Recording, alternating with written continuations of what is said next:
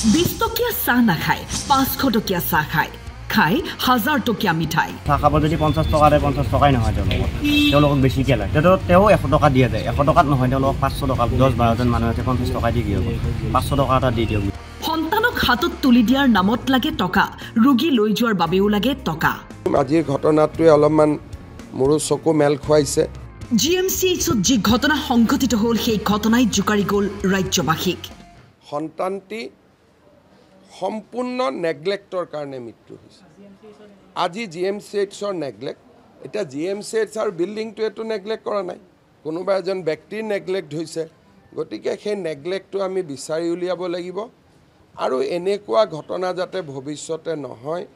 আমি তাৰ ব্যৱস্থা ল'ব লাগিব আৰু পৰিয়ালটোক আমি ক্ষমা খুজিব লাগিব আৰু পৰিয়ালটোৰ যিটো কষ্ট তাক ক্ষমা খুজিলেও শেষ নহয় এটা মনত সদায় দুখ এটা লৈয়ে পৰিয়ালটো থাকিব লাগিব আৰু ময়ো মুখ্যমন্ত্ৰী হিচাপে মই যথেষ্ট দুখ লাগিছে এইটো হ'ব নালাগিছিল আৰু যথেষ্ট বেয়া লাগিছে বোলে ইলেক্ট্ৰিকেলত কিবা এটা হৈছে বৈদ্যুতিক কথা ক'ব লগা নাই কিন্তু খালী মেচিন থাকোঁতে এটা মেচিনতে 3টাকৈ বাচ্চা উঠাই দিছে দি এটা বাচ্চা বাগৰি পৰিছে তাৰপিছত কৈছে পেচেণ্ট বেছি আছে এইটোতো ঠিক কথা নহয় ধন দাবীৰ অভিযোগত গ্ৰেপ্তাৰ জিএমচিএইচৰ ট্ৰলি পুলাৰ চৰকাৰী দৰমহা নহয় এওঁলোকক লাগে বাহিৰা টকা কাৰোবাৰ যদি কেঁচুৱা হৈছে দাদা 1000 টকা দিয়ক নহলে কিন্তু কেঁচুৱা নিদিও এনেবোৰ কথা প্ৰায়ে শুনা যায় হাস্পাতালত জিএমচিএইচৰ ট্ৰলি পুলাৰৰ বিৰুদ্ধে ভয়ংকৰ অভিযোগ মোৰ ইয়াতে মেডিকেলৰ নামত 1 টকা খৰচা ট্ৰলি পুলাৰ অন্যথা মেডিচিনৰ নামত 1 টকা খৰচা হোৱা নাই যিখিনি কৰ্মচাৰী আছে তেওঁলোকক পইচা দিওঁতে মানে হাহাকাৰ তেওঁলোকক 10 টকা 20 টকা দিলে নহয় 500 টকা 200 টকা 100 টকা তেওঁলোকক লাগে তেওঁলোকে কি চৰকাৰে দৰমহা নিদিয়াকৈ তেওঁলোকক ৰাখি দিছে কি কাৰণে পইচা বিচাৰে তেওঁলোকে পেচেণ্টটো নিয়াৰ হৈ লাগে বা অতিৰ পৰা পেচেণ্টটো বাচ্চাটো জন্ম পোৱাৰ পৰা গাৰ্জেনৰ হাতত যেতিয়া পেচেণ্টটো তুলি দিব তেতিয়া তেওঁলোকক পইচা দিব লাগে চাহ খাবৰ কাৰণে কিবা এটা দিব চাহ খাব যদি 50 টকাৰে 50 টকাই নহয় তেওঁলোকক বেছিকৈ লাগে তেওঁ 100 টকা দিয়া যায় 100 টকাত নহয় তেওঁলোকক 500 টকা 10-12 জন মানুহ আছে 50 টকা দি দিয়ক 500 টকা এটা দি দিয়ক বুলি কিন্তু 500 টকা বহুতক দিব লগা হয় দিওঁতে মোৰ কালি দিনটোত 4:23 পৰা 4:30 ভিতৰত মোৰ 1500 টকা গৈছে দিয়াৰ নাম টলি প্লেয়াৰ হওক বা অডিট থকাৰ কৰ্মচাৰীয়ে হওক তেওঁলোকক দিয়াৰ নামত মোৰ 1500 টকা খৰচা হৈছে তেওঁলোকৰ কাৰণে উচিত তদন্ত লাগে